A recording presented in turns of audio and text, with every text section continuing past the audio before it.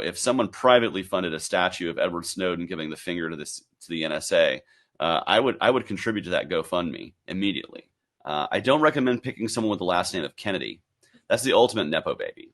If Robert Kennedy were not given the last name Kennedy, if he was just a random person, he wouldn't be getting the attention he's getting.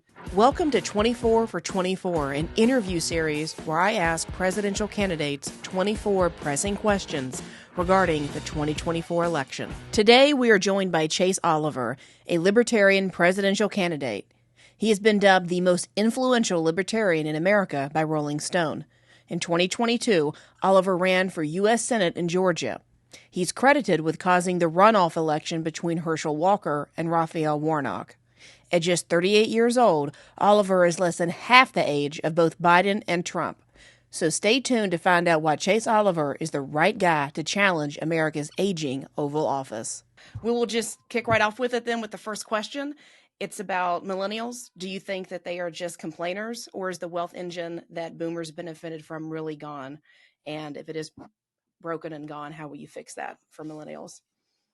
Well, I am a millennial, and I do feel the economic pressure that millennials across the country are feeling. It's an absolutely real thing. People in my age range, our parents at this point in time were already owning a home, starting their families, I felt like much of our generation feels like we're losing out or that we're falling behind. Now, I will say this, I think we can fix this if we get our economy in order. It starts with balancing our budget and stopping printing trillions of dollars out of thin air that creates this inflation that we're all feeling. So, my first step as president to start addressing these issues would be to start seeing our government live within its means, just like we all have to, and really start bringing those solutions back to the local level, because the federal government is, frankly, trillions of dollars in debt. It's not getting any better. And so we need to take drastic measures to slash the federal budget. But much of these problems that we face, like the cost of housing, that's a local issue that's caused by the inability to build housing through regulation. We can fix that. And there's a lot of other issues with cost of living that we can fix at the local level that don't necessarily need the federal answer. How do you do that if you become president and the left and right both just spend money like it's going out of, they don't care? There is no fiscal responsibility for either party. So you come in, you get elected, you're libertarian. How do you make them mad, the little children in Congress? Well, the first thing you do is you have the power of the veto. So if a budget is not balanced, I would signal that it would be immediately vetoed.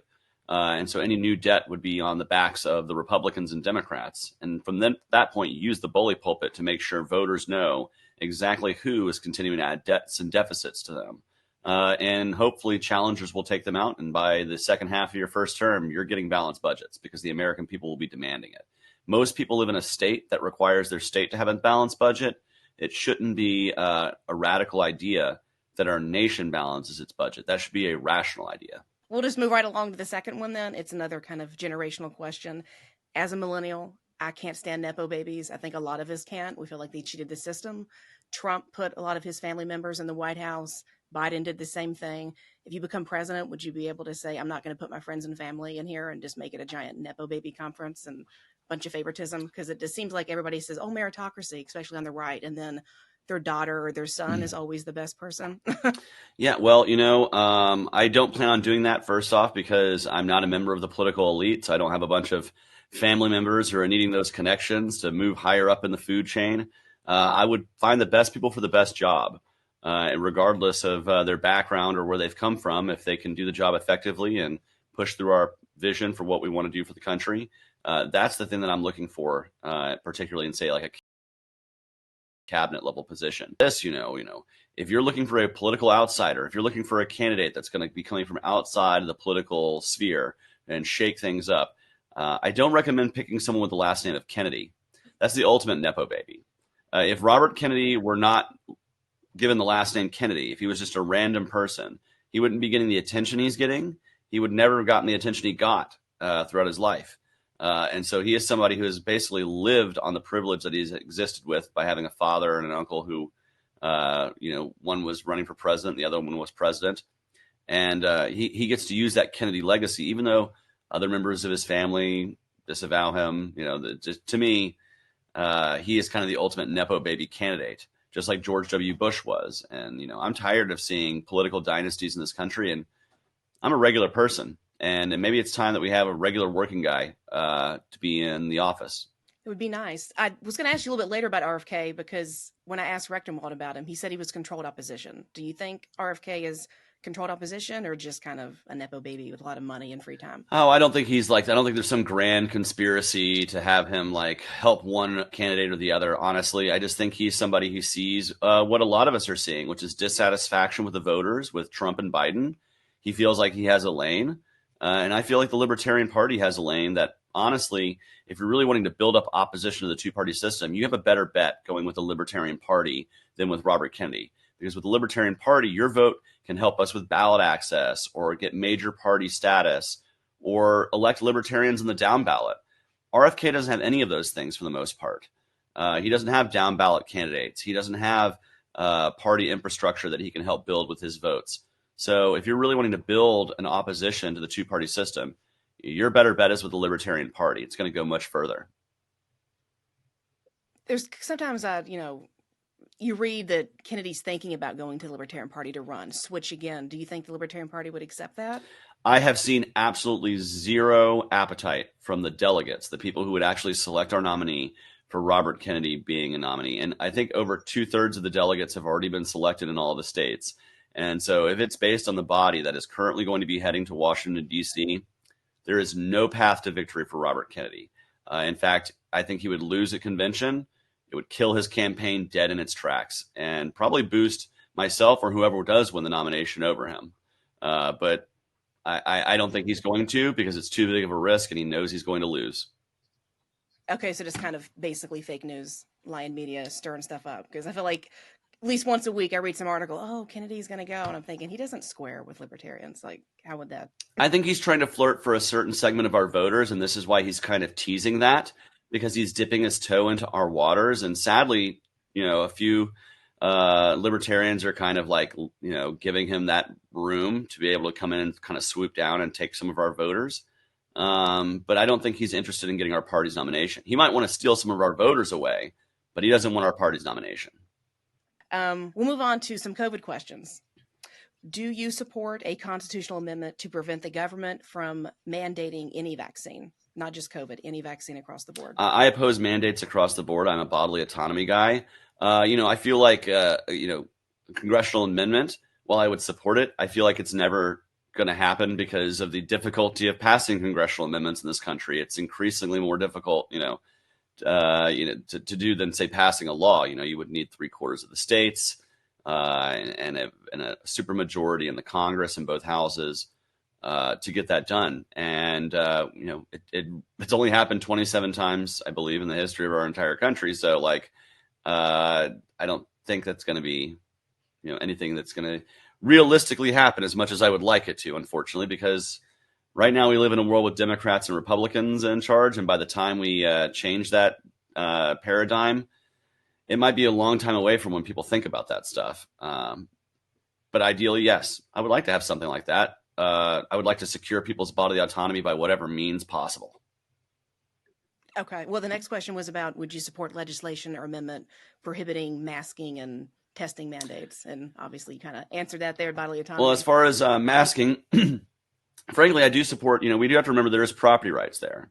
A business has the right to say you have to wear a shirt and shoes to come into my gas station, right? Similarly, somebody could say, hey, you have to wear a mask to come on my property. That is a property right. Now, will that person lose business? Probably. Will that affect their bottom line? You bet. And that's the way the free market works. If you limit your customer base, you're going to be shooting yourself in the foot. But we do have to remember that property rights do exist. And that does go for, while the government can't mandate anything, you as a property owner or someone who owns the business can mandate these things. And then individuals have a choice as to whether to shop at your business or use your service or conduct business with you or work for you. And this is part of the free market. And, and while, it sucks that people would be losing out on a job, but you also have to remember the business is also losing out on best talent. And another business can come in and hire that person and say, we just got the best talent because you were limiting your base based on some arbitrary thing. And that's the way the market does need to work, because ultimately those who are most free and accepting of freedom in their individual business, the people who allow customers from all over to, or for whatever, to be able to utilize their services, those are the people who last the longest. Those who limit themselves are due to fall by the wayside, either through limiting their customer base, or they will outrage enough people to cause boycotts. Would you abide by or cancel the international health regulation amendments that are being considered by the World Health Organization? I support removing the United States from any entangling alliances, and that doesn't just include alliances with other nations. It does include these kind of international codes. There's a few that do need to exist. I came from the maritime trade world. There's a few maritime trade laws that are international that just being able to move goods from one place to another, it's kind of needed to have those things. But outside of that, no, we shouldn't be using mandates from a body that is made up of people who are not elected to represent Americans to control Americans. And so I would seek to remove ourselves from any such agreements. And we can lead the way on things, and people can lead by we can lead by example. For instance, on things like, technology and infrastructure and these kinds of things through the free market. But we don't have to be joining some sort of international group pushing that on anybody, and certainly not having anything pushed upon us. An economic question for you here. What's your position on central bank digital currencies? The short answer is I oppose it with every fiber of my being. But to just expound upon that, the reason why I oppose central bank digital currency is because if it is implemented, it means the end of a cash society as we know it, which means an end to privacy in terms of commerce as we know it. If I want to pay a random guy down the road $30 to mow my lawn, under the table, well, I can do that with cash. Heck, I can even do it with some, secure payment platforms. What you can't do it is with a CBDC when they say, no, that person has to pay their taxes. You have to pay for that. And if you don't do it, you're in trouble. You're in trouble with the IRS. And then the other problem with that is it ultimately can be used to crush actual dissent in this country. Imagine, if you will, we have an authoritarian former reality TV show host who really hates his enemies, hates hearing bad things about himself, doesn't like certain people and certain populations, and he decides, I don't like those people protesting against me. Turn off their money. And we have given right now ourselves, the federal government, the ability to declare martial law, to create emergency conditions to where a president theoretically could do that. And that should scare the crap out of everyone, that you could literally have your wallet turned off by a government that doesn't like the things you're saying. Because at that point, the Constitution is just a piece of paper and it's not defending anything. And so we must absolutely oppose CBDCs, try to get ourselves back to a sound monetary policy where our money is actually backed by something like gold or silver, and as much as possible, separate our currency from the state using things like Bitcoin and other cryptocurrencies that fully remove you and your wealth from the state and give you more financial autonomy. That should be a part of anybody's financial portfolio over the long term. Would you kind of maybe expound on Bitcoin a little bit? Because it's a ladies love politics, mostly female audience, or at least I try to aim it towards that. And I don't think women really get Bitcoin. It's kind of a male-dominated bromance going on. Could you just, in 30 seconds, maybe encapsulate what Bitcoin is, how it works briefly without all the technical? Yeah, so I'm not, I'll be frank, but what I will say is, Bitcoin is essentially, it's a financial institution that is free from the state. It is basically the ability to trade out your dollars into a currency that is not backed by any central bank, and it is auditable. You're allowed to audit it through a blockchain, which makes it highly secure. And so this is a way to remove your money completely from the fiat currency system. And one of the things that's done amazingly is, I used to work for organizations that work in the liberty sphere, and we would have people who would work for this organization that lived in really autocratic nations, places with pretty despotic, tyrannical governments. And if you're a liberty activist, if you were getting paid in their bank dollars or bank notes, it might be easy to crack down upon you. Not so when they're being paid in Bitcoin, because it crosses borders and boundaries. And so it is a way to free people up and free their financial liberty away from states, no matter how autocratic they are. Now, of course, North Korea has no internet. You can't really get Bitcoin if you don't have access to the internet. But as long as you're somewhere in the world that can access your Bitcoin wallet, you should be able to pull your wealth out and use it. And so it's a great tool towards getting around unjust state actors trying to steal your money, essentially. I'm going to totally switch gears here. Why do women reject libertarianism, and how can libertarians try to appeal to women? Yeah, I think the first thing comes with listening to women. I've traveled across the country, and I've attended a lot of festivals and fairs and political events that are not necessarily just libertarians. And that's where, because libertarians are mostly male, you run into more women in these kinds of situations where you're meeting random people. And the first thing that I always talk about is I ask them, what is the most important issues to you? Now, I will say this, the most important issue for women in this election, it seems to be, based on my anecdotal research of speaking with thousands of them, is bodily autonomy and medical freedom, both the COVID stuff, but also with Roe v. Wade and Dobbs. There seems to be a huge upswell of pro-choice women who that is making them almost a single issue voter. It's a litmus test for whether they can, I literally had women ask me, I am pro-choice. We can get into that further in a little bit, but when I tell someone that I am, a lot of women go, whew, okay, I can keep talking to you. You've made it past the first roadblock that I would put up if a male politician is trying to come at me. And I've noticed this feeling. This has definitely changed from even 2022, right when this was starting. Like it is now, it has definitely even continued further. And the other issue is talking about what is important to them. And many times it is the ability to get a job or start a small business. Many women are entrepreneurs and they want the ability to start their small business free from as much red tape and BS and taxation as they can. Because many times they are doing this to supplement a family income. They have, perhaps a partner who works and they say, hey, I want to start a small business and this is something I want to pour myself into, but I can't do that because there are so many barriers created by the state. Or, or even when it gets down to either family issues, which is important to both men and women, but it's something we don't do well enough to talk about in libertarian politics. When I would approach a parent, be it a father or a mother, the first thing I would say to them is I see you have a child here. I bet you have unconditional love for your kids, don't you? And they would always say, yeah, I'd do whatever, I'm a mama bear, or I would take a bullet if I had to.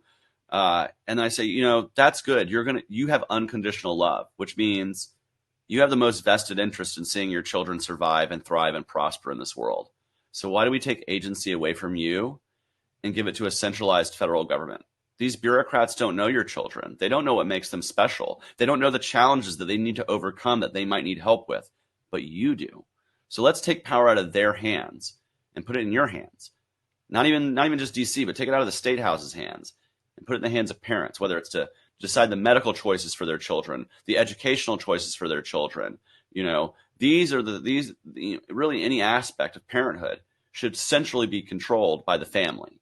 And when I relay that message to Democrats, Republicans, independent women, it resonates. Doesn't matter what political party or where they're coming from on the spectrum. They resonate with, I should have more say-so in my family's life. And we should have more control over what happens in our household than the government.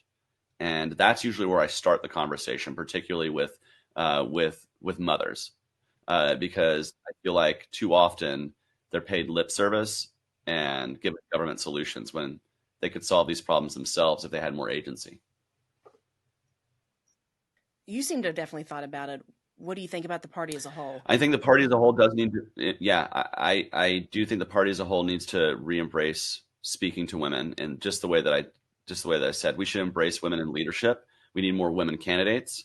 We need more women on staff at the national party. It wasn't long ago, I believe it was in 2020, we had a majority board that was made up of women and LGBTQ people on the board. We had great representation across the spectrum on our national committee. I would like to see more of that in the future because I think our party should look like America. And with that, I hope, our membership can reach out to, every one of these men in our party has a sister or a mother or a daughter or a wife Why can't we communicate our values in a way that like makes sense to them? And I'm just I'm LGBT. I don't have a wife. I do have nieces though, and part of the reason why I'm fighting for a more free world is because I want my nieces to be women of agency and power, for them to be able to decide for themselves, not be dependent necessarily on a husband if they don't want to be, but if they want to be part of a family, to have as much agency over their family as possible. But really, I want them to have maximum amount of choices in their life, and that does include things like healthcare and bodily autonomy and being pro-choice. I know we have pro-life members, and I highly respect their point of view, but I do think we need to make sure we have a place for women who are pro-choice without shaming them in this party. Well, let's get into that a little bit about pro-choice, because that was a question later on I have here. When do you think life begins then? You're pro-choice, like explain when you think it begins, and if I don't know if you think it begins at conception. If it does, why can someone abort it? Flesh that out a I little think bit. life begins when they take the first breath of life free from the womb. This is why I support the right to have an abortion up to the point of viability. I only support the idea of abortion after viability if the life of the mother is directly threatened. And I came to this conclusion after a lot of prayer and thought and consultation, like where, and where as a man, who's never going to have a uterus and never going to have the burden of pregnancy, which is a major medical burden. It is a life-changing event. It is a large commitment to going through a pregnancy. And being someone who will never go through that, I had to really try to put myself in the shoes of people who would. And with that, I spoke to a lot of my female friends. I understand the commonality of miscarriages. And if life begins at conception, well, then what is a miscarriage? Is it manslaughter because your body rejected the pregnancy? Like, you can't control those things. And it comes with the knowledge of how many of my female friends have been sexually assaulted or raped throughout their lives. And what if they had become pregnant as a result? And what decision would they have to make? And so I really think long and hard about it. And it's not something that I came to very willy-nilly.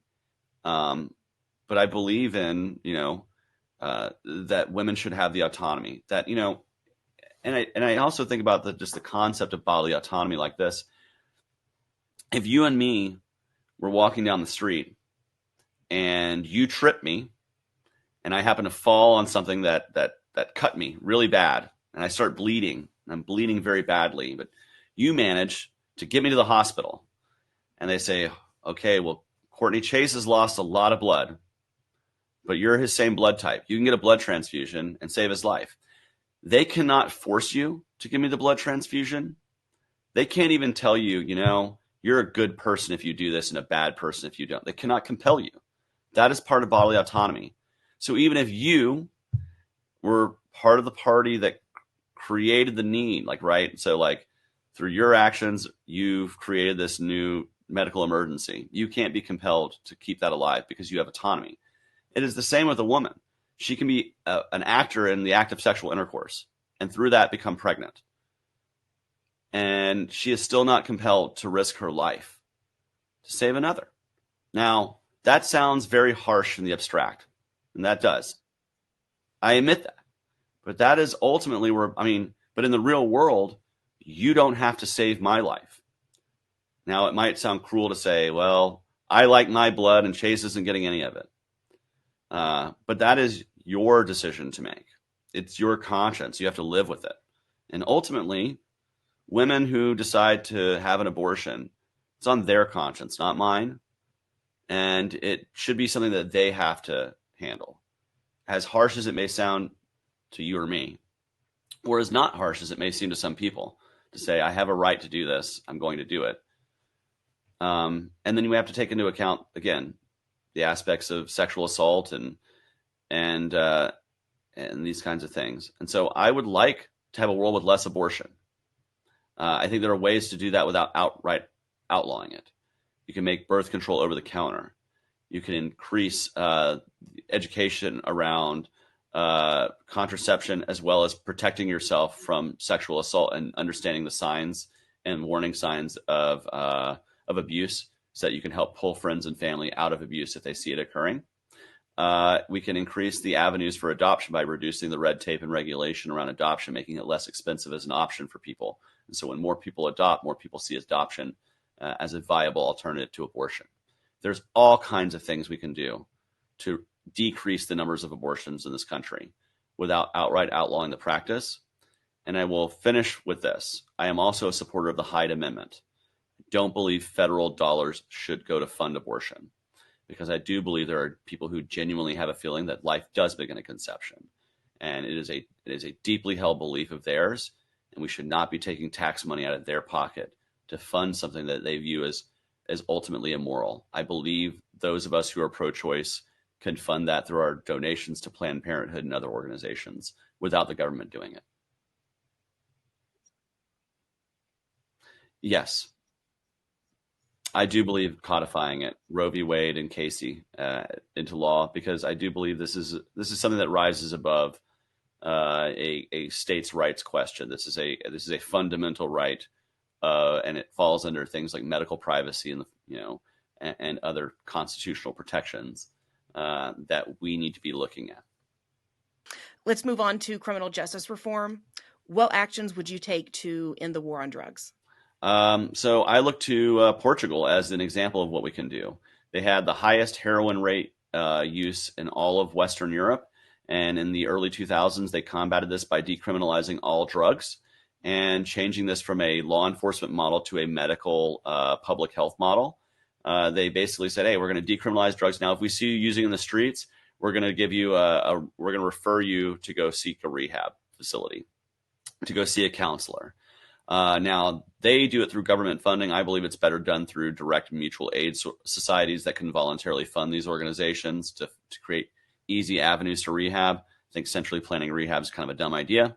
But I think through the decriminalization model, we can destigmatize addiction to where, A, those who want help can get it without fear of arrest, and B, those who are still using can do what you can do in Portugal. If you have heroin in Portugal, you can actually take it to a pharmacy, pay a small fee, and they will test it for you to tell you whether there's fentanyl or anything else in it, because that's how many of these overdoses are happening. People think they're taking a Valium or they think they're taking a Xanax, and they're really taking a fentanyl tablet. And so if people were able to safely test their supply, you would see far less overdoses. And those people, instead of overdosing and dying, would have a better chance of seeking help eventually for their problem. And so I think the best way to address the war on drugs is to stop having a war on drugs and start having a real look at what we can do to curb addiction through destigmatization and direct and mutual aid in our communities. And I always shout out an organization. They're one of the best that I know. It's called Shred the Stigma Oklahoma.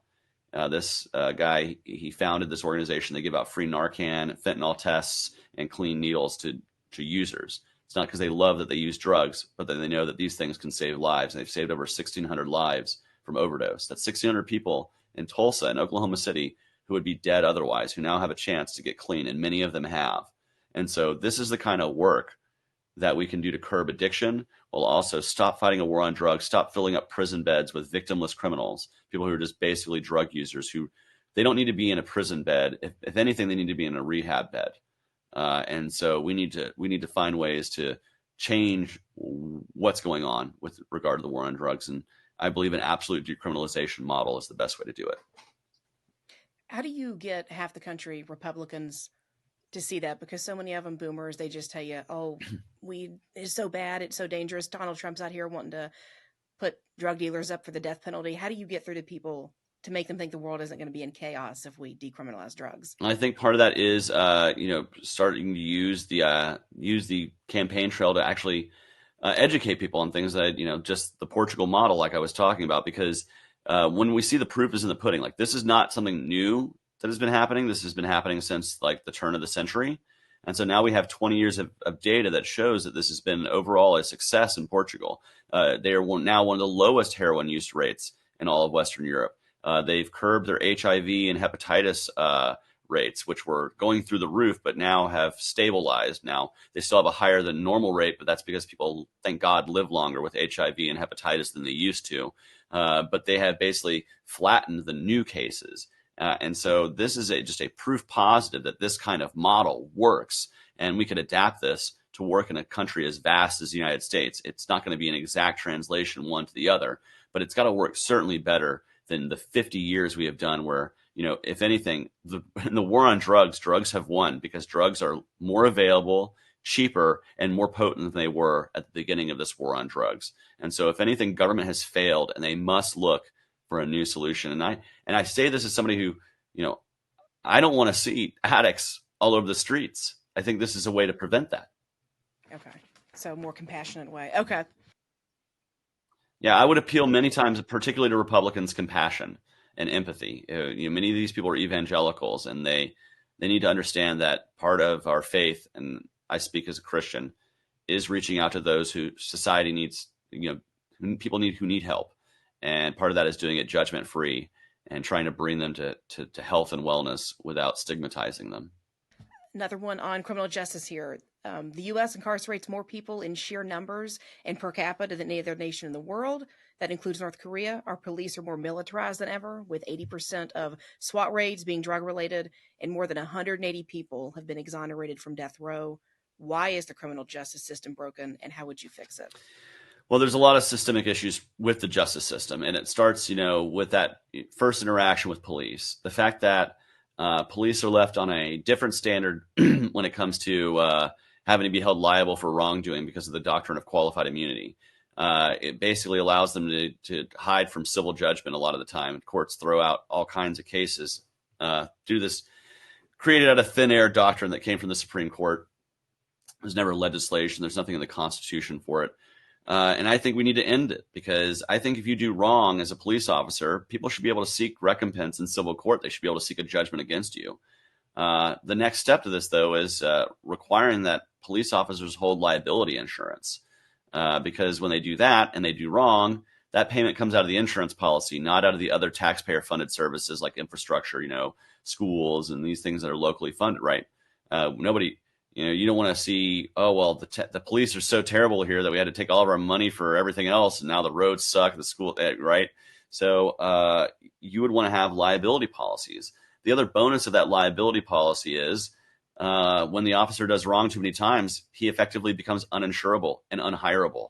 And so it's a free market mechanism to keep the worst officers off the streets. There's no judgment here. There's no bias. There's no blue line to stand behind. You're uninsurable, buddy. You can't do this job. You have to go find something else, preferably one that doesn't have a gun and a badge attached to it because you've shown yourself to not be very good at that. And I think that's a free market mechanism to basically fix a lot of the bad policing that we see in our communities across the country. Then we have to look at other systemic issues like the idea of mandatory minimums. This ties the hands of judges to treat things on the literal case-by-case basis that judges are supposed to be doing. That's where the term case-by-case comes from, is each individual case might have a different outcome in terms of sentencing. So we want to do away with mandatory minimums. We also want to look at the sentencing disparity that does happen between the races and does happen between those who are poor and rich. Much of this is to do with the fact that we have an over-criminalized society and too many people take the plea deal because it takes forever to get your day in court. And, sometimes it's just too expensive to have to fight back. And this is why we have to end the over-criminalization of victimless crimes. If there's no victim, there should be no crime. This involves drug use. This involves, sex work between consenting people. Any crime that there is no discernible victim, there is no force, fraud, coercion, theft, or violence, that's not a crime. And we should seek to remove that from the criminal code. And so we can save those prison beds for those who are actually committing crimes and put them through trials instead of plea bargains. I'm against the death penalty because of the exact reason you mentioned. You cannot unkill someone. You can release someone from prisons after decades if they are found to have been exonerated. And that's terrible and tragic in its own right. But killing someone and then finding out later that, oopsie, we made a mistake, that's just immoral and unconscionable, and we should join the majority of the world that has outlawed the death penalty. But I could go further and further, but just really at every aspect, we need to fix the disparity between the people and the government in a court of law, interactions with law enforcement. And then lastly, I oppose private prisons. May sound crazy for a libertarian to oppose privatizing something, But I think when you have privatized prisons, you create a profit motive of filling those beds. And that's where the lobbying comes in to increase the criminalization and increase the mandatory minimums and the time people spend in those beds. And so while I'm a minarchist, I believe the government should be minimal in its what it does. One of those things should be administering its own prisons and not creating a profit motive around it. It should cost us to separate people from society. Okay. Yeah, I was going to follow up with that because I asked Rechtenwald, and he was like, "Oh, privatize the prisons, and everything works itself out." I sincerely don't believe that to be the case. And having visited both public and private prisons, I can tell you the prisoners are far more miserable in private prisons. Okay, going to move on to something, get outside of criminal justice and talk about the 2020 election because I want to get flagged on YouTube. So, do you think it was stolen? Be it drug mules, ballots, Dominion voting system, and if it was stolen, why should we even care about voting in the first place? Because they'll just do it again. So I think in every election there's some disparity. There's a little bit of funny business here and there. That's every election, though. I don't believe that there's enough evidence to show that there was enough funny business that this would have flipped it one way or the other. I think Biden won the election. I do think he got the most votes, the most electoral votes.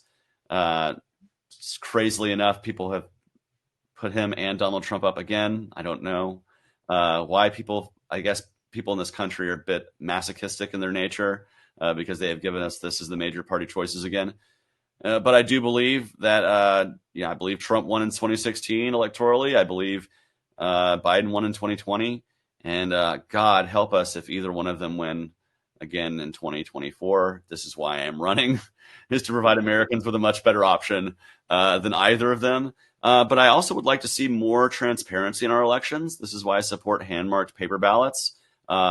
Maybe I'm just an analog guy in a digital world, but you can't hack paper. You can falsify ballots. You can do all kinds of things, but you can't do this in a way that, electronically where people can't see it and where the layman can't see it. And so I prefer hand-marked paper ballots. Sometimes old school is best. And that's kind of where I would like to see ourselves moving away from these electronic voting systems. January 6th, they have received a combined total of nearly 850 years worth of prison sentences. Individuals like Zach Reel, Joe Biggs, Stuart Rhodes, and Enrique Otario received the longest sentences, ranging from 15 to 22 years. Those sentences are longer than the ones given to the 4 people that got sentenced at the Nuremberg trials. So why should they serve longer sentences than Nazis? And as president, would you pardon all nonviolent January 6th protesters? Well, I think comparing things to the Nuremberg trials is a little different. And what I would like to see is ultimately January 6th was neither the end of democracy as we know it, nor a guided rope tour through the Capitol. Like, I think anybody who wants to objectively talk about the subject needs to say this. Like, there was not columns of armed soldiers and tanks coming to the streets to provide a coup d'etat. But there was also not just like, oh, we just walked through the Capitol, la-di-da. Like, there was lots of it was so outrageous that all of America was watching on their television screen, So it was obviously something that was not normal. Do I think that some of these punishments have been much more than they should have been? Yes. And that's on a case-by-case basis. I'm not going to speak to every individual because God knows there was a lot of people there that day. But I do think there are a lot of people who spent time in jail, and this is particularly due to COVID and the way the courts were working. They spent time in jail longer than what the maximum sentence of their misdemeanor trespassing charge or something to that effect would have been.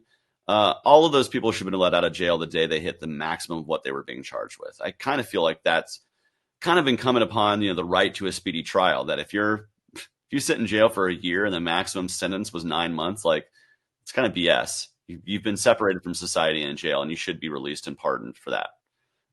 They should go ahead and just no longer be charging you. And again, that's not good enough to just say oopsie. Like, that's wrong. And in fact, those people should be able to sue in court and say, their civil rights were violated. And I would seek to pardon those people. And everything has to go on a case by case basis. Like I was mentioning earlier, I can't blanket to say I would pardon everybody from doing everything, because there were some people who were like hitting police officers with flagpoles. Like, that, I think, is a little outrageous. I think the family of those people would also say that. I think the family of many of the protesters would say, geez, my uncle and my dad was going a little crazy that day. It's a heightened mob activity. But someone like that, Similarly, Enrique Otario, wasn't even there on January 6th, yeah. and he got 22 years for conspiracy. Like, do you think that's a little too far? Again, I don't know the exact reference to the case, but if he is, and conspiracy can mean all kinds of things. Conspiracy can mean you were as part of a group chat that something was happening on, or conspiracy can mean you were actually trying to plan some sort of action that would have caused harm or disrupted the electoral process. It's a broad thing, so I would have to look more in depth to it. But I would say those who are committing violence on the ground should be the ones who are probably getting prosecuted the hardest. I would think those who are actually committing crimes of like violence or the people who are smearing crap on the walls, like that. Nobody wants that. Nobody wants that. Like that's gross. Like don't do that. And those are the people you should be maybe probably charging with crimes, not people who were on part of group chats or whatever that had no direct planning. But again, I can't speak to individual cases that I don't know about.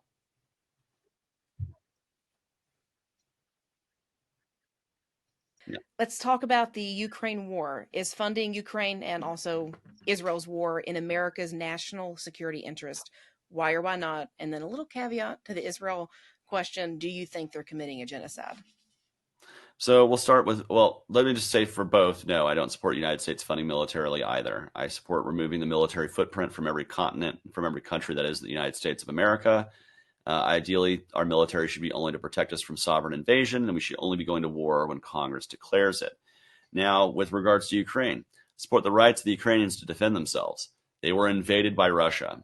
No amount of, well, NATO was too close. That does not give justification for Russia to invade a non-NATO nation, frankly, and to be doing that. So I support the right of the Ukrainian people to defend themselves. And if individual people want to give money to Ukraine, I suppose you should be able to do that. You should, absolutely.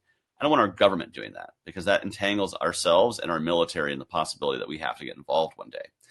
Now, my policy on Ukraine is simple. I think we should be allowing refugees who are stuck in the war zone to come here as refugees to the United States. And I think those who are conscripted by the military on either side who don't want to fight should be able to come to the United States in an asylum claim. I think this would heavily demoralize the Russian military, which is mostly made up of conscripts at this point. There's far more Ukrainians who want to fight because they are defending their homeland than Russians who want to go into Ukraine and freeze and die. And so I think with this policy, you would see a major demoralization of the Russian military. And frankly, it fits in line with my policy of saying nobody should be forced to fight in the military that they don't want to. I oppose our own draft for that very reason. And then moving on to Israel, October 7th was disgusting. What happened in Israel was horrific. But the two things that we have to say here are, one, we have to objectively examine the motives and the conditions in the Gaza and West Bank territories that have allowed violence to surface. Because desperate people do desperate things and horrible things when they feel they're backed into a corner. And we cannot just start this thing on October 7th. You have to look at the entire history of the conflict. But post October 7th, I think anybody would say Israel is justified to respond in some sort of way. But what they're doing right now is not the way that is in any way justified. Airstrikes that kill tens of thousands of people is not self-defense. That's not surgical. That's not just taking out Hamas. That is a broad strokes killing many innocent people. A genocide, I think under many international definitions of genocide, yes. We need a ceasefire now. We need a ceasefire now, and we do need a release of the hostages. That's the question that always gets asked when I say we need a ceasefire. Well, what about hostages? Of course the hostages should be released. They're innocent people. All of these people who are not Hamas and not the Israeli military are innocent in all this. Many people in Israel themselves know that what's going on, what the government is doing is wrong. And it won't make Israel more safe and more stable.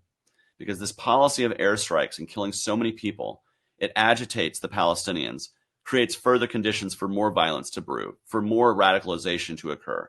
It angers the Arab neighbors of Israel, many of whom are on a tentative peace, and some who have not declared outright peace with this neighbor. And so if you ever want to have a world where Israel is at peace with the Arab neighbors, this is not the path to take. And I think many people in Israel realize this as well, This is also why. Why are they doing this? Why do they not call the ceasefire?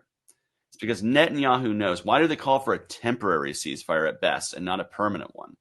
Because the Netanyahu government knows as soon as this war ends, they are going to be put out by their own people. People who already had questions about internal corruption from the Netanyahu government and now have serious questions and want to see serious investigations as to why October 7th occurred, why Israel did not see this coming, and why they didn't do things to stop it as quickly as they did. And so this is why this is being perpetrated, because the very Netanyahu government knows that as soon as the bombs stop dropping, the questions start being asked by the local population. And so I demand a ceasefire now.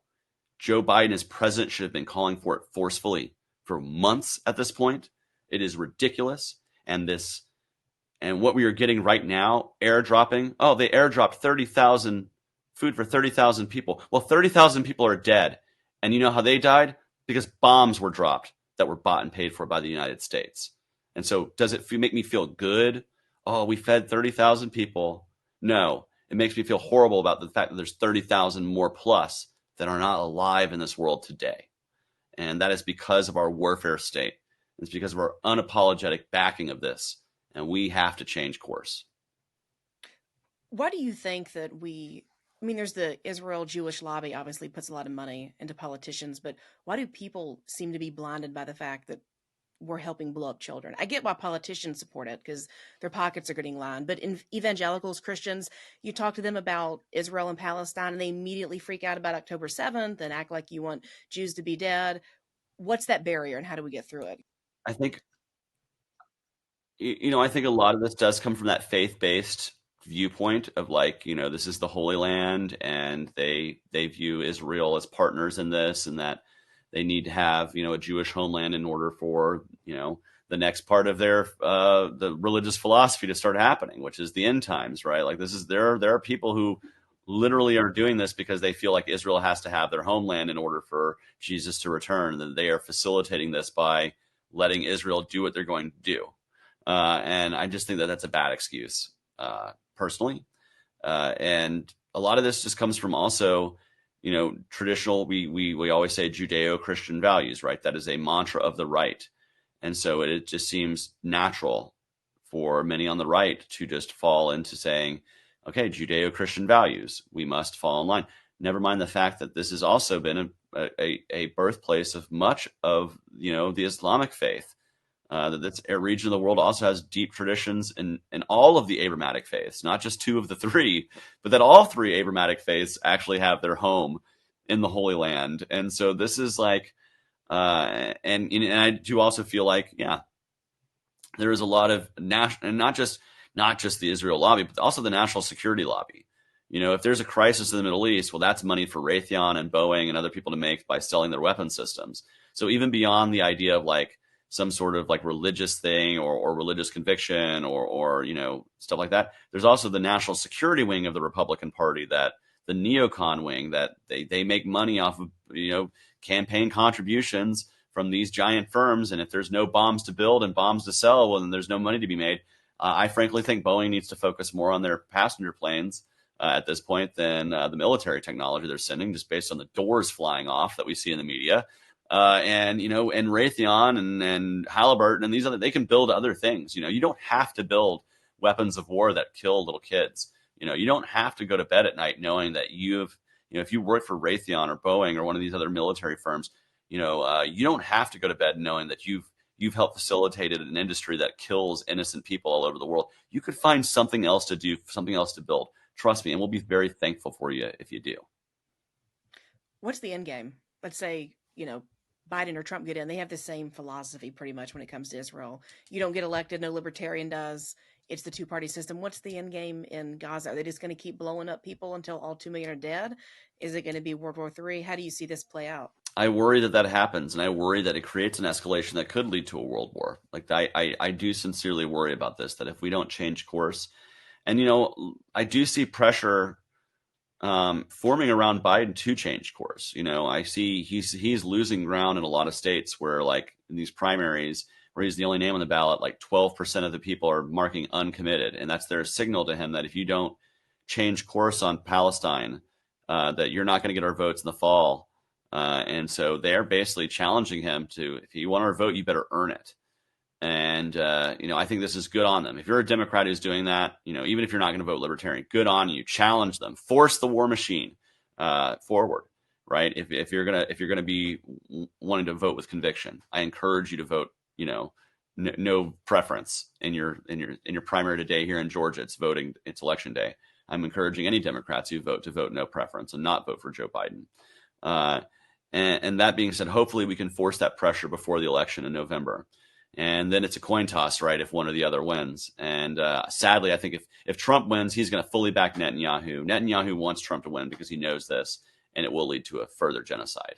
I still think there's enough pressure, possibly, maybe, in a distant, however slight it is, it's greater than if Trump wins and he's just going to back Bibi Netanyahu. He's going to tell him to just flatten them all.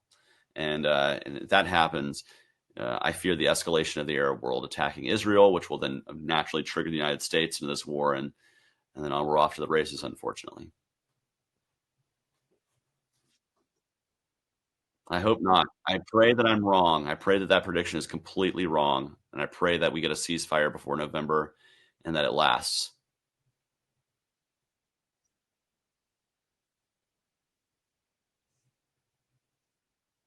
I don't know, I'm a glass half full guy. Let's hope that optimism plays out. No, it's all good. Let's just, like if you're negative, just hope you're wrong, right? And then I'm right. See, there you go. Let's switch gears and talk about trans rights. Does the government or the parents have the ultimate control over a child? And if it is the parents that have ultimate control, isn't banning gender affirming surgeries a violation of parental rights? Yes. Well, I don't believe in surgery for anybody under 18, but I do believe that parents ultimately are going to be the best advocate for their child, and they should be the people who is in consultation with a doctor, mental health professionals, and their child as to what is the best medical treatment for them, whether it's trans care or any other care. I don't like putting the government in the way there because, frankly, the government aren't experts. They're just, elected boobs that somehow managed to make their way up in the world. So they're not experts. And I would much rather let parents who, again, like I said earlier, they have unconditional love. They have a vested interest in seeing their child survive and thrive. I would rather them have more agency than a random bureaucrat or some state statute that prevents certain care. And this comes from speaking with parents with trans children. I have taken the time to actually research and get to know both, and I've talked to people on all sides of this topic. I have talked to detransitioners. I have talked to parents of trans children. I have talked to children with trans parents and the parents themselves who are trans adults trying to raise families in a two-parent household, and the kind of adjustment that comes with those things. And at the end of the day, it seems to me that the government really doesn't have a place there for the most part, so long as there's no abuse or neglect happening. I'm inclined to trust parents. Now, if there's abuse and neglect of any kind, that is where you have to have government step in to secure the liberty for a child. And so the thing that I get told is, well, what about Munchausen by proxy? What if a parent says my child is suffering from gender dysphoria, they need to be going through this, and they're not actually? Well, if that can be shown to be proven, yes, absolutely, that's a crime. That's neglect and abuse. But what I'm telling to those people is, for the most part, that's not what we're seeing from parents. Nearly every parent of a trans child I've talked to has said, we had no idea this was coming. We didn't even know about trans stuff. We raised them the same way we raised their other siblings who are not trans or gender questioning, but they are. And we're just trying to figure it out. We are just trying to do what we can to make sure our child is happy, that our child is feeling well. And I don't want to take that away from parents. I also don't think that the government should be imposing this either. There are bills across the country that say if you don't affirm your child's gender, your child needs to be taken away. I don't believe that's fair either. I think that's wrong to do. If there's no abuse or neglect that can be proven, you shouldn't be taking children away. And so I think this ultimately should be lying in the hands of parents to make these decisions, because again, you love your kids. You're going to want to see your kids survive and thrive. And if that means that, they want to go by a different name, cut their hair differently, wear some different clothes, or as they get older, maybe go through some sort of medical therapies. And when they're adults, if they choose surgery, that's for them. And the last thing I'll say is this: is we have to remind ourselves, trans does not equal surgery. There are many trans people who either they can't afford it or they do not want it. It is not needed to treat their gender dysphoria to get surgery. And so when we look at this country, we have 75 million young people. Approximately 300,000 have expressed prolonged gender dysphoria. Of that 300,000, this is 10 to 19. This is the number. So some of these are 18 to 19-year-olds. But of that age group, 300,000 kids, only about 4,000 get any kind of medical intervention, namely puberty blockers or hormone therapy. And then from there, there's of that age range, there's only a few dozen, there's like a couple dozen surgeries that have ever been done for kids under the age of 18. And then surgery over the age of 18 naturally goes up because you're an adult, you can make those decisions. But like, to me, and I think those few dozen under the age of 18 should be waiting till they're 18, to be frank. Okay. Here's my sticking point with it. I fear that if we ban surgeries, even though it is a very small amount of kids that get them, because the right is so obsessed with it right now. You would think that trans are like half the country. Yeah, they're not. If we let them ban they're not. It's a very small part. If we allow the government to ban surgeries, if I had kids, I would want to homeschool them and not vaccinate them. And I can see the left telling me, well, we don't want you to do that. We disagree with it. We think that's abuse. I kind of feel like if I'm a parent and I have this crazy ideology and my kids say they're trans and they want the surgery, that I should be able to take them to get surgery. I would never do that. I think it's just barbaric. But I look at it as the parent having the decision. And if the government tells me I can't do this medical thing for my kid. Well, it's also the same reason why we don't allow tattooing for children under 18, because it's permanent. It is a permanent altering of your body. And that we need to wait until one has full agency and the ability to consent. And we have decided that is 18 years of age in our society. I believe that if you're fully altering your body, which is what, a mastectomy or a phalloplasty or vaginoplasty would be, right? We need to wait until someone is 18. Now, that doesn't mean that you cannot provide therapy for that young person. You cannot say, hey, listen, I understand you're 16 and you want this now. We do need to wait a couple of years just because of this, because there is, you need to be able to fully consent to this. You may fully consent right now at 16, but let's give you the breathing room to decide once you're 18. And I believe in the same thing for tattooing and things like this, because it is so permanent, because it is something that is, something that's unalterable. And even more so than a tattoo, you can actually laser off a tattoo these days. You cannot, I suppose you could give yourself a breast implant after removing your breasts, but it's a different thing. And so I understand philosophically where you're coming from, but we have created this age of consent and this age of adulthood, and I think we need to respect that in terms of the law, particularly with inalterable medical procedures. Now, and I would say the same thing for, I don't think 16-year-old girls should be getting nose jobs, like unnecessary cosmetic surgery. Now, if you needed, that's what I'll say, if there's a need for something, like if you get fractured in your face and they have to do a rhinoplasty on you to rebuild your face, that's one thing. That's a vital thing. But if you're like, oh, my nose is too big, I don't want to look bad on my senior prom pictures. Yeah. Well, I'm sorry. You need to wait till you're 18 to make that decision, because it is, maybe not being made with a fully developed brain at that point. Okay. I kind of get it. I know there's people that are religious that won't treat their kids with chemotherapy. And that is odd. Die. Should the government tell them? I just think it creates a slippery slope. And maybe I'm not thinking about it cohesively or correctly, But every time I think about the government stopping a parent from doing something, I think, were they going to tell them, we're going to violate your religion and you have to give them chemo, or you got to give them a vaccine? But you just kind of look at it as basically a set of rights for the child that are reserved for them when they're Yeah, I age think 40, it's less I about guess. not That they're allowing the parent and more allowing that person to make a decision as a fully informed adult instead.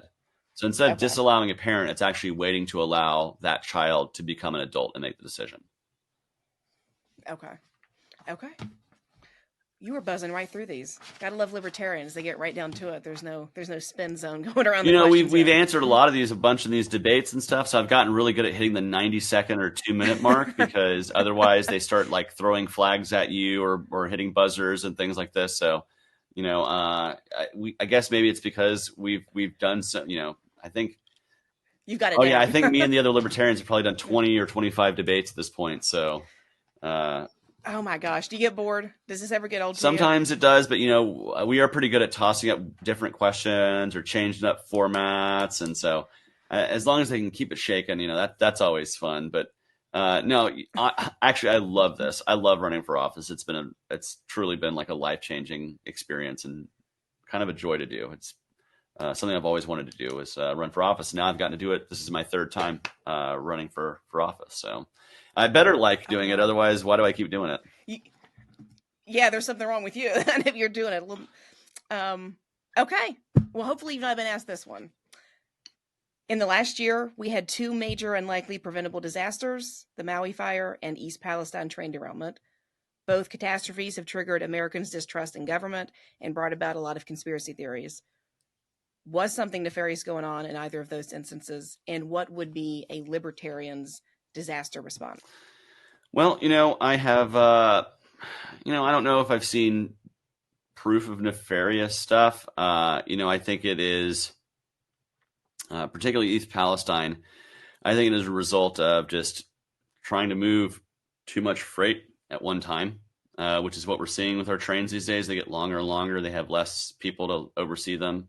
Um, I don't think that's, federal regulation can kind of change those standards a little bit, but ultimately I think it needs to come from really the best thing we can do is deregulate the Jones Act and the Jones Act so that maritime movement of goods happens more. The safest way to move something, by the way, is by ship.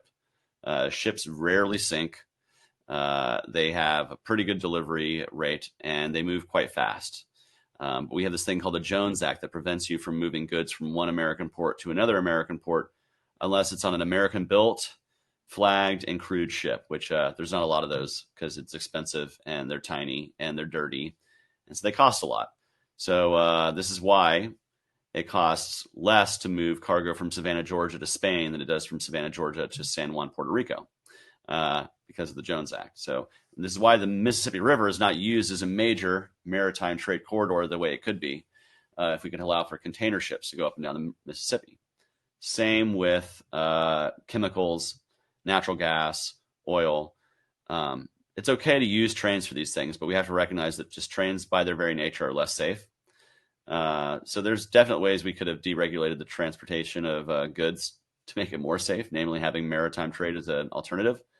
But yeah, as somebody who, like, I worked in the industry for a long time,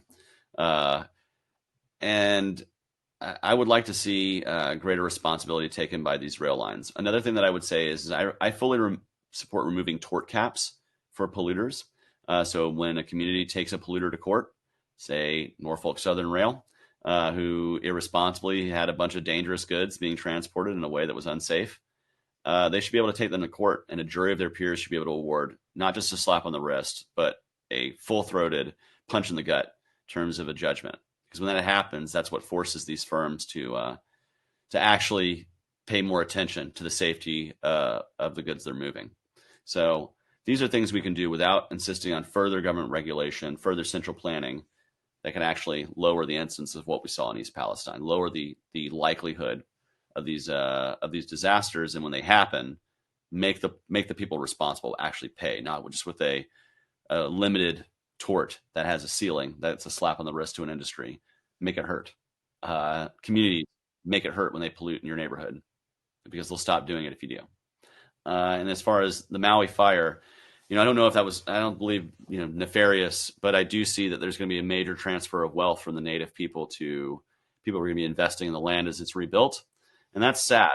I think private organizations need to bound together to secure land for those who are indigenous to the land. Hawaii, we have to remember, Hawaii was like a colonized place. We took that island from a whole community of people, and they still, unfortunately, are suffering from that.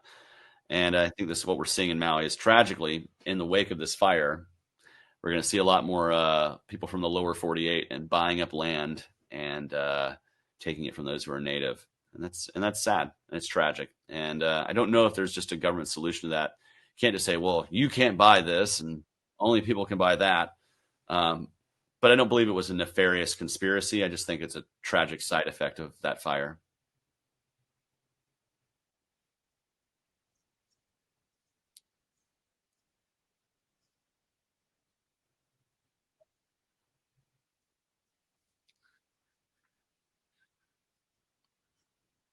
Yeah, I think part of it is he doesn't want to have egg on his face. He doesn't want to have a big ecological disaster. He doesn't want to have a BP oil spill level thing going on as the election happens. So they're hoping to not talk about it too much, so that it doesn't get brought up a bunch.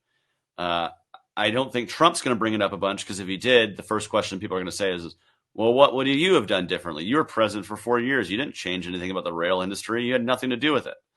And so, someone could argue that if Trump were reelected, that accident would have happened under Trump too.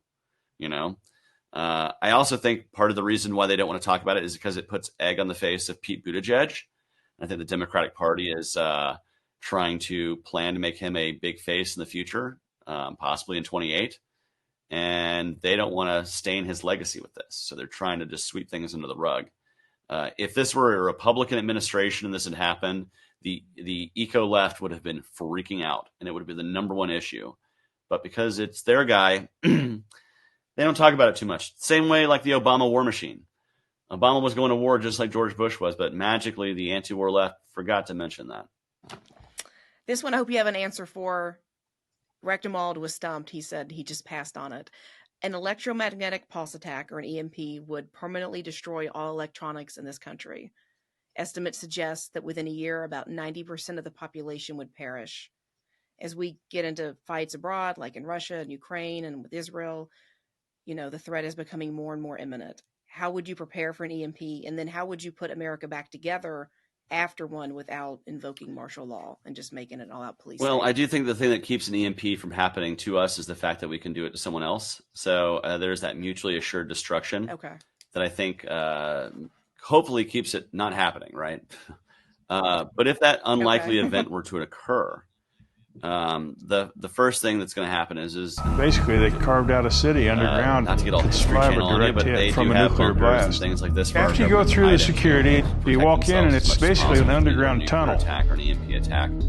Eventually, there's a blast whatever door that government was 3.5 survives is foot going to have thick to start that weighed putting 30 civil society tons. back together again. You go through like an airlock, and they have two of those doors, and then society. you walk another half a mile.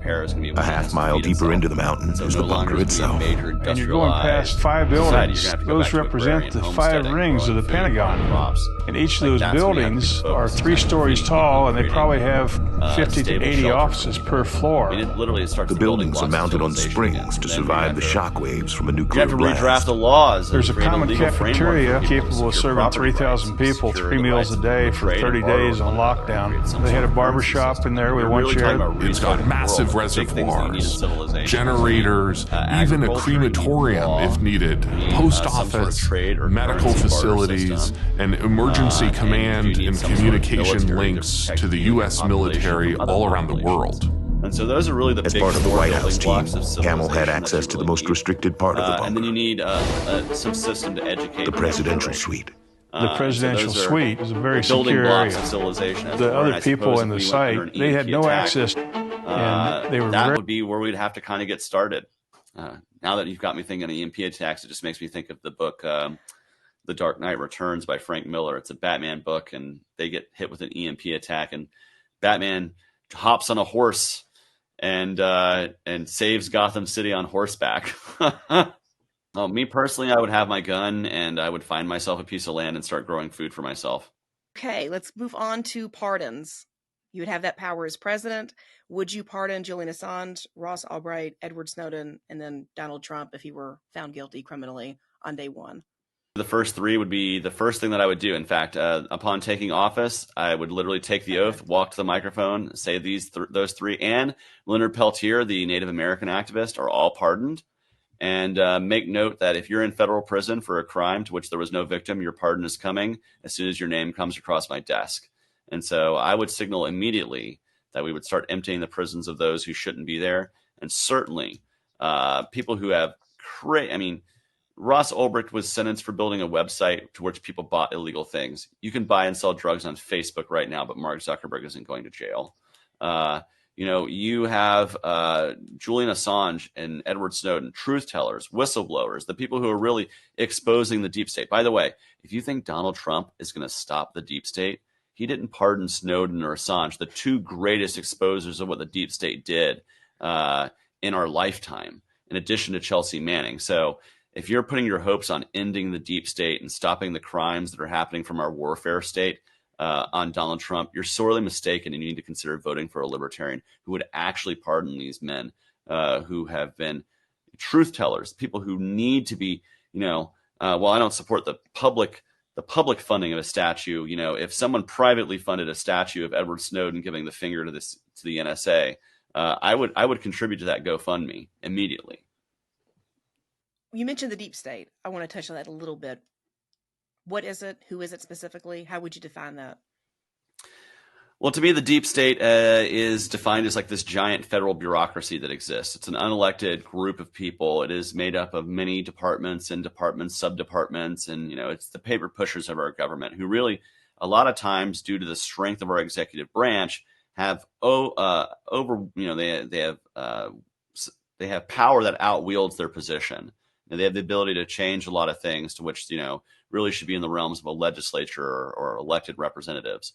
But because of the way our government has been maintained, particularly since World War II, it has just grown and grown and grown. That isn't to say that every federal employee is some sort of terrible, nefarious person who's like conspiring to destroy the country. Most of them just think they're doing their job. They just think, I'm just doing the job that was hired of me. I'm just trying to put money on the food on the table for the kids and get my paycheck. But they're a part of a system that itself is just corrupted. And it's this unelected bodies that just are in charge of so much of what we do from a day-to-day basis without any real oversight. And so as president, if I'm elected, I'm going to reduce that. Obviously, I'm going to be chopping down the state piece by piece, like tearing it down brick by brick. And with that, it's going to come with a lot of firings and a lot of departments that no longer exist. And a lot of this will just naturally fade away. But whatever remains needs to be immediately more transparent than it is today. And a lot of what they do really needs to be under the auspices of Congress to approve and to decide upon via legislation, not through executive fiat. And so I really do want to tear down the deep state. It's not just because the deep state doesn't like me or I want to do what I want to do. I want to put all my family members in charge of things and just, I want to rule like a dictator. Oh, I love Orban and Kim Jong-il and Kim Jong-un and I just wish I could be a dictator like them. No, I actually want to relinquish the power of the state so that me as president has less power. And I think any libertarian worth their salt should be able to make you at least one promise that they get elected president, that the office of president will be a weaker office when they leave than when they got in there. How much would you shrink the government? Would you do it? Ramaswamy, you said, we'll go by their social security numbers and get rid of half. Would you go more extreme than that? Well, ideally, I'm a minarchist. So like if I could wave a magic wand, our government would consist of the military to protect us from invasion, courts to adjudicate disputes between people, and law enforcement to actually carry those things out. And so if I were president, our government would fit in the palm of our hand. It would be smaller than even what we had at our founding. I don't think we need everything that, all the controls federally that were granted via the Constitution. Like ideally, but at least could we just get back to the Constitution? Like if we could just get back to the Constitution, I would be a much happier camper than I am today. And I'll even be more of an optimist than I already am. But, until we get there, like it's not even worth talking about like reducing it to minarchy or anarchy at that point, which is why I tell anarchists, even though I'm not one, hey, we're on the same team, buddy, until we got a whole lot of state to chop down before we're like at odds with each other, because right now it's the exact opposite of what we both want. What do you think about the border crisis? Is there one, and how would you fix it? Yes, there is a border crisis, but it's not caused by immigrants. It's caused by our government's inability to process people and get them through the border quickly. I support Ellis Island style of immigration.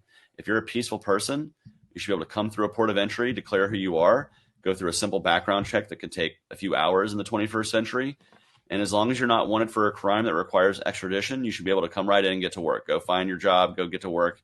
And if you don't find jobs, well, then come on right back through. You should be able to easily come back through. I think this does two things. One, and if you are flagged for a crime that with a nation that requires extradition, you can then say, I'm a political refugee. It's BS what they're doing. I claim asylum. Then you work through the asylum claim. Right now, we have thousands and thousands and thousands of people who come across the border, they claim asylum. And now we have to go through this process. But if we allowed for this Ellis Island model, they would just move very freely through. This would also help with seasonal employment, farming, agricultural labor. They could come up during planting and harvest and then go back home after, instead of being trapped here in the United States. This would reduce the impact of welfare on many of these agricultural workers who they come here, they send most of their money home, they stay here because they can't go back, and then they rely on welfare of the local systems to take care of them. And so this would actually reduce that welfare impact.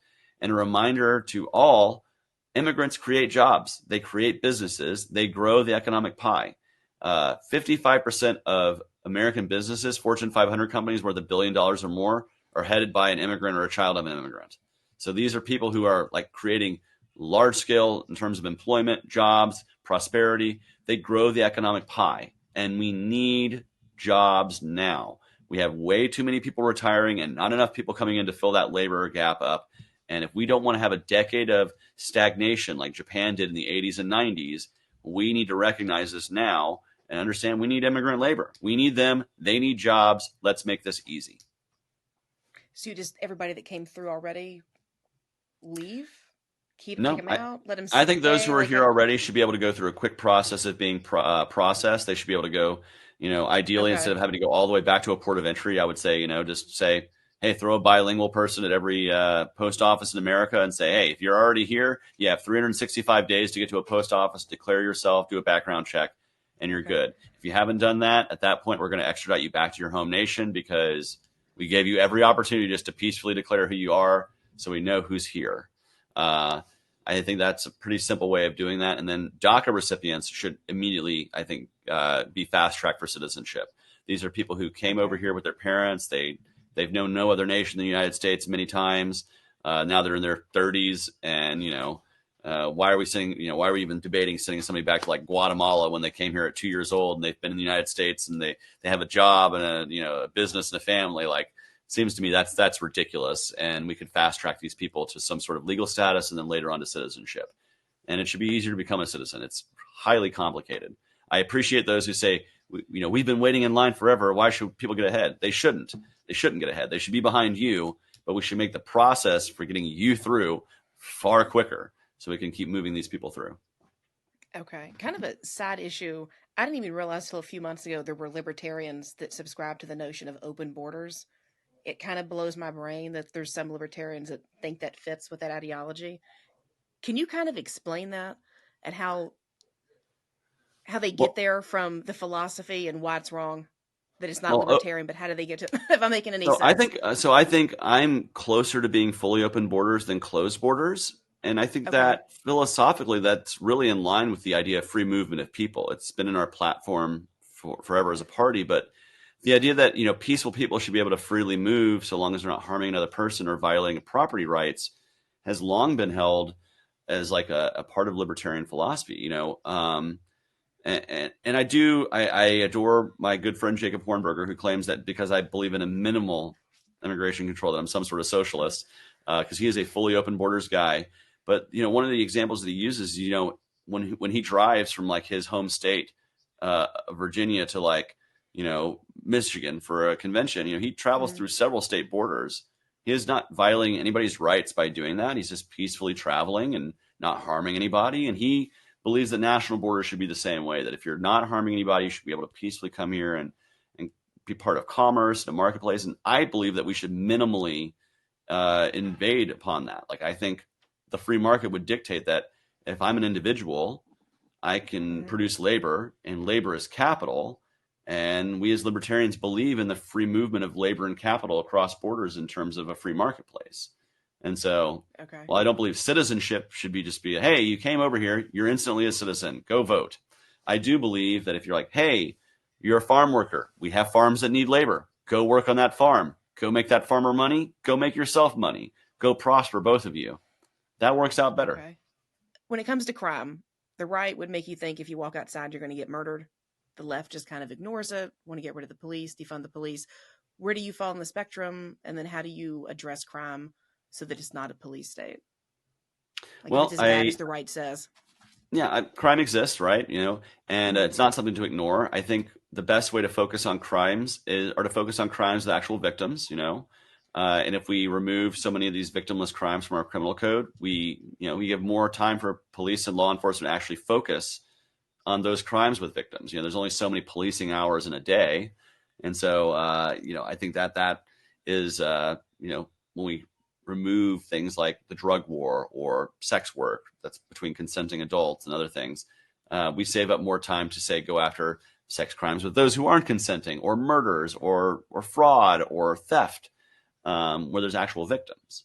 And so the first way to address crime is to make sure we're addressing the right crime, like actual crime, not crime, and secondly, we absolutely have to look at the civil rights of each and every individual. You are presumed innocent until you're proven guilty. And so with regards to law enforcement, we need to look at other things that protect people's liberty, like ending the practice of no-knock raids, which have killed a lot of innocent people. We need to address the way we arrest people. Like what happened to George Floyd, I believe, was murder, putting someone's knee on your neck. And even if they're high on drugs, you should recognize they're high on drugs, and still putting a knee on their neck would cause them to asphyxiate. And then I do believe we're going to see more responsible policing when we do not over-criminalize society. Like Eric Garner was killed in New York for selling loose cigarettes in New York City. He was choked to death. Well, if selling loose cigarettes wasn't seen as a crime that police needed to go prosecute against, they wouldn't have messed with him, and he'd be alive. Well, or at least wouldn't have been killed that day. And so I think the over-criminalization of our society has led to where police are now frustrated, stressed. They're trying to do too many things at once, and that leads to mistakes being made. And then I think also there are structural things like ending the practice of no-knock raids that could save a lot of lives. I just always think about in 2015 in Habersham County, Georgia, I think it was 2015, they did a raid on a house where they threw a flashbang grenade through a window, and it landed in a child's crib and severely burned the child's face. Like an entire half of their face was severely burned because it was it landed literally on the child, the flashbang grenade. And so I think about instances like that and go, geez, we have to have a better way of doing it. Homelessness. How would you address that homelessness crisis in the United States as a libertarian? How do you solve that giant problem? Yeah. The first thing we need to do is in the regulations that prevent new homes from being built, large, multi-unit housing from being constructed. These people with their McMansions who are NIMBYs who say, oh, well, if we build multi-unit housing, my property value is going to be affected. Well, what affects your property values worse? Having some townhomes 5 miles from you, or having people sleeping on the streets who are dying? Like, to me, I know what's more attractive to me. But the next issue is, how do we address those who are already suffering from homelessness? I don't believe that happens from a centrally planned state apparatus. I think it's going to come from, again, direct and mutual aid organizations. I've met wonderful people who feed thousands of meals a month to the homeless in their communities, who host clothing drives or school backpack drives to help those who are lower income meet the needs for them or their families. Like, this is the kind of help that we could provide to more and more people in our communities if we were stopped being taxed so much by this giant government. If we had more of our own wealth to put back into our communities instead of taken away from Washington D.C. Those centrally planned welfare programs, they're inefficient. My grandpa used to tell me, and I love this, I use it all the time, the government will tax you $1 and you get back a dime. how about instead of taking the money out of our communities, we just leave them here and we're allowed to take care of ourselves better through direct and mutual aid? Because I'll tell you right now, you can do a whole lot more good with an individual trying to help feed the homeless by going down to the store, buying some food, cooking it up, and going out there and helping people than devising these complicated food, these algorithms of the state of, oh, well, this person gets a tax break here, but only if they know about it, only if they know this or this, that, and the other, and creating all this red tape. We can do a much better job without a welfare state that's centrally planned, and trust that we're going to help each other out through charity and through direct and mutual aid with our communities. Do you really think charities will solve it? I see a lot of charities waste money too. It just seems, hey, we can avoid some taxes, and then people get corrupt and get in there and they don't do it. So when I hear charity will solve the problem, I kind of go, yeah, I don't see churches doing it either. Well, just like we can't just rely on the state and say, the state will take care of it. We can't just go, the charities will take care of it. You have to pay attention to who you're giving your money to and make sure that it's going further.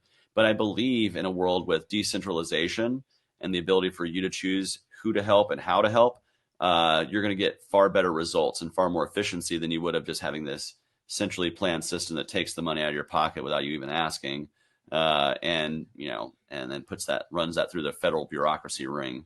I just think it's better served in our own communities, and it goes further. Just the dollar goes further when it's in the hands of individuals as opposed to that central planning. So you're right. There are bad charities out there. There certainly are. You need to pay attention to where you give your money.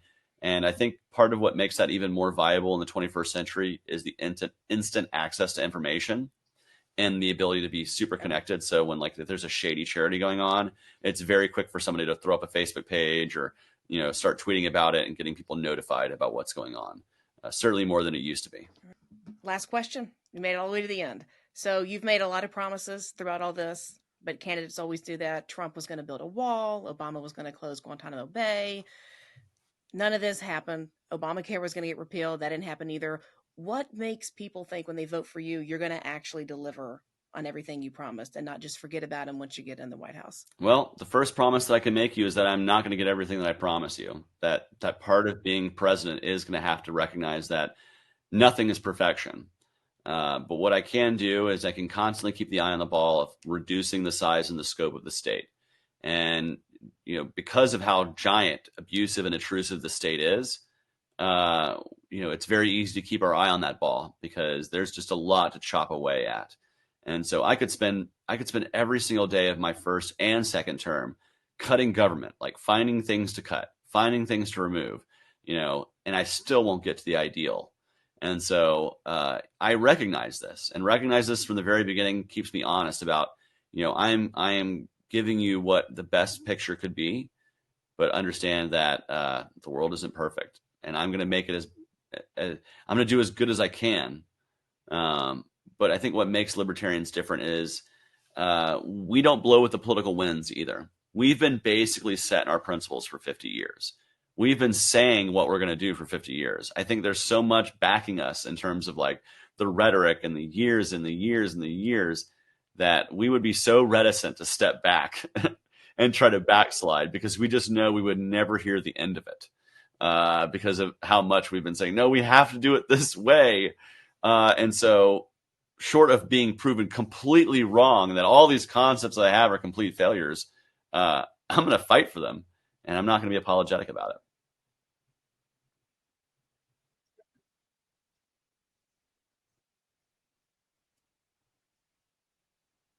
Oh, yeah, absolutely. Well, if you want to join the campaign, we already have hundreds of volunteers and donors in all 50 states. But if you want to join this movement, this group of people who want to bring the message of liberty to the millions of disaffected people and bring them into our tent and grow our party, first and foremost, go to votechaseoliver.com and join the campaign. We also want you to join the Libertarian Party. Go to lp.org and join up as a member. We want to double our membership at least in 2024 and hold it for the next 4 years. And you can be a part of that by going to lp.org. And then, of course, if you're one of those social media folks, find me at Chase for Liberty on all the major platforms. We'd love for a follow, like, comment, subscribe, do all of those things to help grow our algorithm reach and prevent the Zuckerbergs from the world from showing people they only have two choices. Let's show them there's more. Now that you know where we've been, Find out where we're going. Tune in to Ladies Love Politics, where you can stay informed without going insane.